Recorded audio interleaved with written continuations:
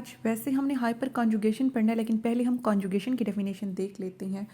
वो सिस्टम जिसमें P orbital जो हैं डबल बॉन्ड के साथ हों, यानी कि जिसमें पी ऑर्बिटल जो हैं एडजेसेंट हो किसी अनसैचुरेटेड सिस्टम के साथ जिसमें डिलोकलाइज पाई बॉन्ड होते हैं। इस फिनोमेना को कॉन्जुगेशन कहेंगे या कॉन्जुगेटेड अनसैचुरेटेड सिस्टम कहेंगे, यानी कि पी ऑर्बिटल होंगे और फिर साथ उनके कोई डबल बॉन्ड होगा। नेक्स्ट जो असल टॉपिक है हाइपर कॉन्जुगेशन का, हम वो देखते हैं।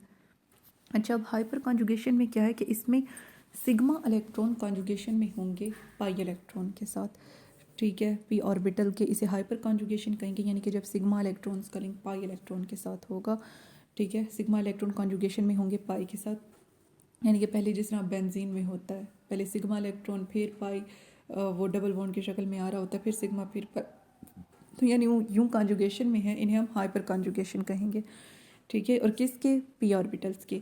इसे जो है हम नो बॉन्ड रेजोनेंस भी कहते हैं कार्बन और हाइड्रोजन के दरमियान। अच्छा, अब इसमें क्या होता है कि नीचे पहले ये स्ट्रक्चर देखें, CH3 CH double bond CH2।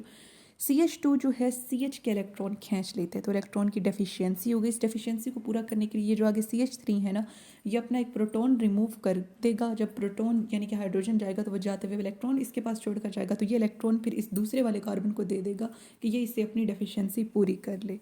तो ये अपनी डेफिशिएंसी किस सूरत में फिर पूरी करेगा? इसके साथ डबल बॉन्ड बना के, ठीक है। तो अब ये देखें कि CH2 ने CH के इलेक्ट्रॉन खींच लिए, तो इसके ऊपर माइनस चार्ज आ गया, ठीक है। जब कोई इलेक्ट्रॉन गेन करता है तो माइनस चार्ज ही आता है। और फिर CH की डेफिशिएंसी को पूरा करने के लिए उधर से हाइड्रोजन रिमूव हुआ, वो अपने इलेक्ट्रॉन छोड़ के गया सिग्मा इलेक्ट्रॉन, क्योंकि कार्बन हाइड्रोजन का जो बॉन्ड था वो सिग्मा इलेक्ट्रॉन का था, ठीक है। तो वो इलेक्ट्रॉन यहाँ पे डबल बॉन्ड की शक्ल में आ गए, तो यह हाइड्रोजन इससे रिमूव हो जाएगा, लेकिन चूँकि अब इस पर नेगेटिव चार्ज है, हाइड्रोजन पे पॉजिटिव है, तो इस अट्रैक्शन की वजह से ये इकट्ठे रहेंगे, ठीक है। बॉन्ड ख़त्म हो गया लेकिन ये रहेंगे साथ, ठीक है। तो अब इसमें देखें लिंक हुआ कि नहीं हुआ। पहले CH बॉन्ड मतलब कि टूटा, जहाँ से इलेक्ट्रॉन गए इसकी डेफिशिएंसी को पूरा करने के लिए, तो वो कौन से थे? सिग्मा बॉन्ड ही होता है ना कार्बन और हाइड्रोजन के दरमियान, पाई तो नहीं होता। तो यहाँ से सिग्मा इलेक्ट्रॉन थे और इसका लिंक फिर किसके साथ हो रहा है? यहाँ पे पाई इलेक्ट्रॉन के साथ हो रहा है, यानी कि सिग्मा और ये जो पाई हैं ये मतलब कि आपस में कॉन्जुगेशन में है। अब पहले इसमें देखें एरो हेड की, डबल हेडेड एरो जो है इसकी पहले उसमें देखें तो उधर पाई इलेक्ट्रॉन थे, इधर से सिग्मा बॉन्ड जो है हम इसके तोड़ने की प्लानिंग कर रहे थे डेफिशिएंसी को पूरा करने के लिए। तो इनकी सिग्मा और पाई इलेक्ट्रॉन की कॉन्जुगेशन है, तो यही हमारे पास हाइपर कॉन्जुगेशन होती है। एक जगह से डबल बॉन्ड रिमूव होकर चार्ज की शक्ल में चला जाएगा और वही डबल बॉन्ड फिर दूसरी जगह अपीयर हो जाएगा। किस तरह से? दूसरी जगह से हाइड्रोजन टूटेगा, वो अपने इलेक्ट्रॉन दे देगा जहाँ पे, वहाँ पे जिस के ज़रिए से फिर वहाँ पे जो है वो जो डबल बॉन्ड है वो अपीयर हो जाएगा, यानी कि पाई इलेक्ट्रॉन वहाँ पे अपीयर हो जाएंगे। इस तरह की रेजोनेंस जिसमें सिग्मा इलेक्ट्रॉन CH बॉन्ड के कॉन्जुगेशन में हो पाई इलेक्ट्रॉन के साथ अनसैचुरेटेड सिस्टम के, ठीक है, इसे हम हाइपर कॉन्जुगेशन कहते हैं। अब नेक्स्ट वो कह रही हैं कि टोलेइन का वैसे डायपोल मोमेंट नहीं होता, लेकिन हो जाता है कभी कभी उसका अपीयर। किस वजह से? हाइपर कॉन्जुगेशन होगी तो तभी उसका डायपोल मोमेंट होगा। फिर वो कह रही हैं कि टर्शरी कार्बोनियम आयन ज़्यादा स्टेबल है सेकेंडरी से जो ज़्यादा स्टेबल है प्राइमरी से। और ये क्यों है? क्योंकि इनके हाइपर कॉन्जुगेशन के स्ट्रक्चर ज़्यादा बनते हैं, जिसके हाइपर कॉन्जुगेशन के स्ट्रक्चर जितने ज़्यादा वो इतना स्टेबल होगा। अब ये मालूम करने का भी एक फार्मूला है कि किसी के स्ट्रक्चर कितने बनेंगे, तो वो मैं आपको आगे बताती हूँ। पहले ये देख लें कि ये टर्शरी वाला ज़्यादा CH3 3C+ ये ज़्यादा स्टेबल है सेकेंडरी से, वो ज़्यादा स्टेबल है प्राइमरी से, और फिर वो ज़्यादा स्टेबल है CH3+ से। तो अच्छा देखें हमने क्या करना है। अच्छा, जो हमारे पास मेन कार्बन होगा ना जिस पे पॉजिटिव चार्ज लगा है, या फिर कोई फंक्शनल ग्रुप वाला कार्बन है, उसके साथ वाले कार्बन जो होते हैं वो अल्फ़ा कार्बन होते हैं, और उनके साथ जो हाइड्रोजन अटैच होते हैं वो अल्फ़ा हाइड्रोजन होते हैं। तो आपने क्या करना है, अल्फ़ा हाइड्रोजन जितने उसके हैं वो सारे काउंट कर लो और उसमें एक ऐड कर लो। जितना नंबर आएगा उसके उतने ही हाइपर कॉन्जुगेशन स्ट्रक्चर बन सकते हैं आप। तो अब ये MCQ आ जाए तो ईजिली आप इस तरह से कैलकुलेट करके फ़ौरन टिक लगा सकते हैं। अब इसमें पहले में देखिए टर्शरी वाले में कि ये जो कार्बोनियम आयन का कार्बन प्लस है, इसके साथ 3 कार्बन जो डायरेक्ट इसके साथ कार्बन अटैच होंगे वो अल्फ़ा कार्बन होंगे। ऐसे नहीं कि C+ के साथ एक कार्बन अटैच फिर उसके साथ एक और कार्बन अटैच, तो वो नहीं। जो C+ के साथ कार्बन अटैच है वो अल्फ़ा कार्बन है, और उन कार्बनों के हमने हाइड्रोजन काउंट करनी है। तो ये 3 3 3 6 और 3 9, ठीक है। तो ये मतलब 9 है। अब इसके अंदर एक ऐड कर दो 10, ठीक है। तो अब यहाँ पर देखें मैंने लिखा हुआ है डबल।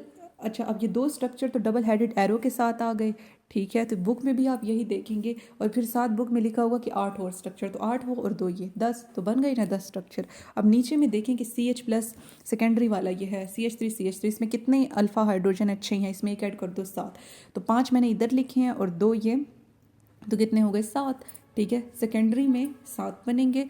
और फिर उसके बाद नेक्स्ट ये प्राइमरी वाला देख लें, इसमें कितने हैं 3, 3 में एक ऐड करो 4। ठीक है, तो 2 ये और 2 मैंने साथ लिखे, 2 और स्ट्रक्चर बनेंगे, तो टोटल 4 हो गए। प्राइमरी में 4, सेकेंडरी में 7, टर्शरी में 8, टर्शरी में सॉरी 10। तो ये आप मतलब कि ख़ुद कैलकुलेट भी इस तरीके से कर सकते हैं। और फिर नेक्स्ट जो है मैंने नीचे एक छोटा सा लिखा हुआ है CH3C ट्रिपल बॉन्ड CH। तो इसमें क्या किया, किसी ट्रिपल बॉन्ड वाले का जो ऊपर वाला पाई बॉन्ड था उसे मतलब कि उसका नेगेटिव चार्ज बना दिया, मतलब वहाँ पे उसने इलेक्ट्रॉन उसकी खींच लिए ट्रिपल बॉन्ड की एक पाई बॉन्ड के, तो वहाँ पे इलेक्ट्रॉन की डेफिशिएंसी हुई, उसे पूरा करने के लिए यहाँ से हाइड्रोजन टूटा, उसने इलेक्ट्रॉन दिया और वहाँ जाके उन्होंने डबल बॉन्ड बना दिया, तो ये भी हाइपर कॉन्जुगेशन है। तो ये हमारा हो गया। ठीक है, इस सारे को मैं एक बार रिपीट कर देती हूँ कि जब सिग्मा इलेक्ट्रॉन CH बॉन्ड के उनका लिंक हो रहा हो अनसैचुरेटेड सिस्टम के पाई इलेक्ट्रॉन के साथ, वो उनके साथ कॉन्जुगेशन में हो, तो इसे हम हाइपर कॉन्जुगेशन कहेंगे। और यानी कि हाइपर कॉन्जुगेशन सबसे ज़्यादा मतलब कि किस में होती है, किसके ज़्यादा स्ट्रक्चर होंगे, कौन ज़्यादा स्टेबल होगा, पहले टर्शरी फिर सेकेंडरी फिर प्राइमरी। और फिर मैंने आपको क्या फार्मूला बताया कि जितने अल्फ़ा हाइड्रोजन एटम्स की तादाद है उसके अंदर 1 ऐड कर दें, जितनी तादाद आएगी वही उसके हाइपर कॉन्जुगेटिंग स्ट्रक्चर्स की तादाद होगी। तो मेरे चैनल को सब्सक्राइब करना और अपने फ्रेंड्स के साथ शेयर करना मत भूलिए, ताकि आपको इसी तरह मेरे बाकी टॉपिक्स की भी वीडियोस मिलती रहें। तो मिलते हैं नेक्स्ट किसी टॉपिक के साथ। अल्लाह हाफिज़।